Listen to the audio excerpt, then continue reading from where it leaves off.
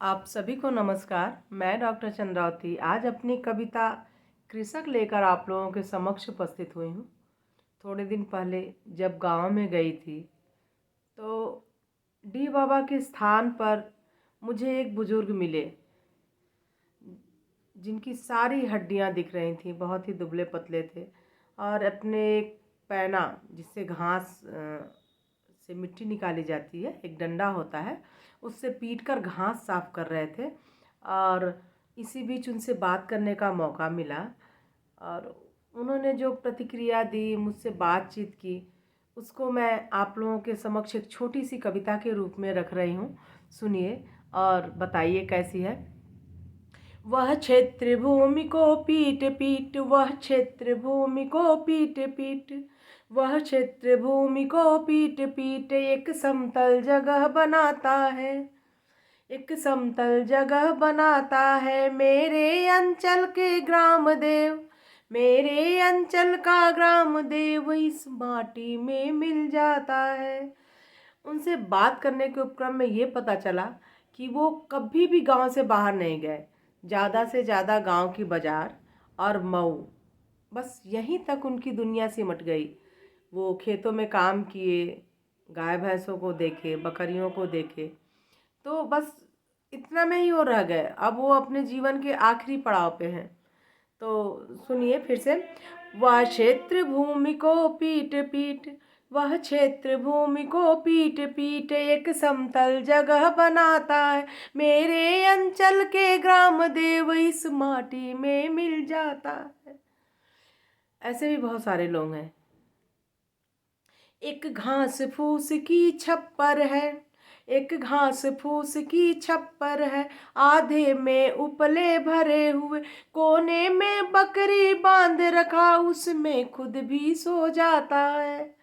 एक झोपड़ी बनी हुई है, मड़ई बनी हुई है, जिसमें आधे में गोबर के उपले भरे हैं और कोने में बकरी बंधी हुई है। उसी में उसकी एक छोटी सी खाट भी पड़ी हुई है। तो इसी को लिखी हूँ। एक घास फूस के छप्पर है, आधे में उपले भरे हुए, कोने में बकरी बांध रखा, उसमें खुद भी सो जाता है। वह क्षेत्र भूमि को पीट पीट एक समतल जगह बनाता है। बाहर बांसों के ठठरे सा, बाहर बांसों के ठठरे सा, उसकी हर हड्डी दिखती है। 4 बांसों के ऊपर फाड़ कर बांस लगा दिया गया है, जो तखत का काम कर रहा है, बिछौने का काम कर रहा है।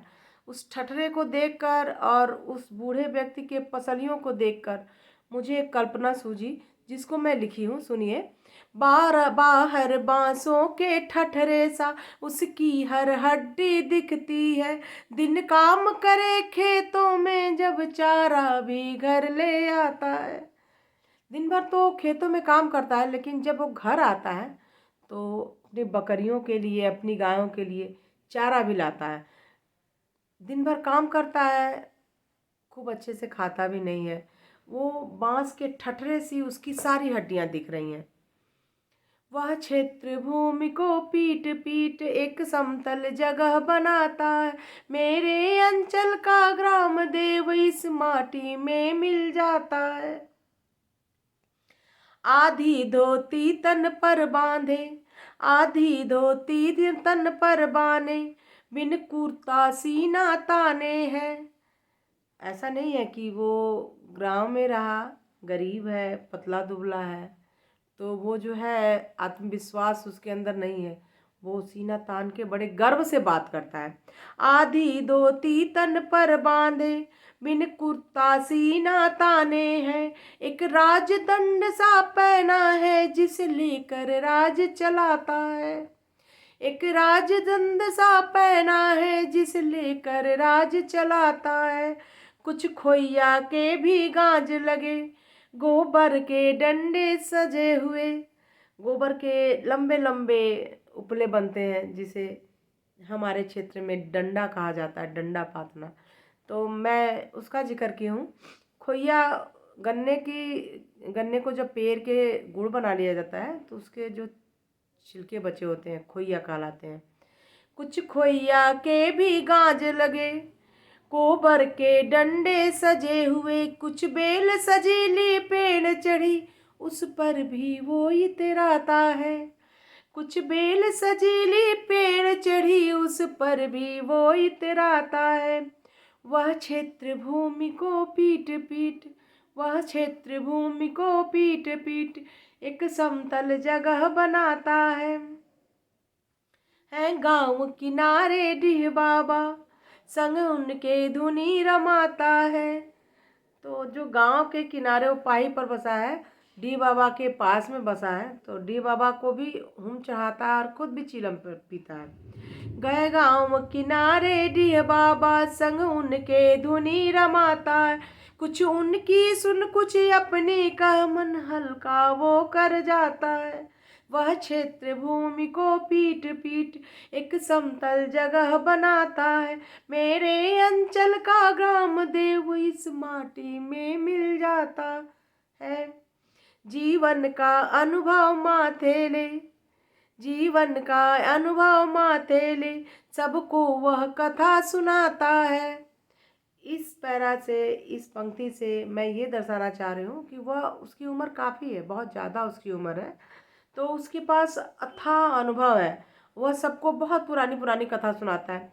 जीवन का अनुभव माथे ले, सबको वह कथा सुनाता है। सब अपनों को ही भूल गए, पुरखों की बात बताता है। वह सबके घर के पुराने पुरखे और 7 जनरेशन, 7 पीढ़ियों तक के नाम बताता है, किस्से बताता है, कहानियाँ बताता है।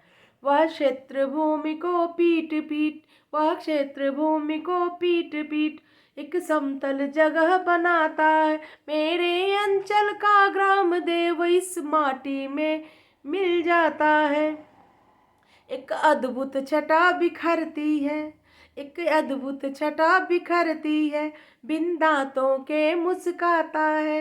एक अद्भुत छटा बिखरती है, बिन दांतों के मुस्काता है। सिकुड़ी आंखों से देख हमें एक भाव हृदय उपजाता है।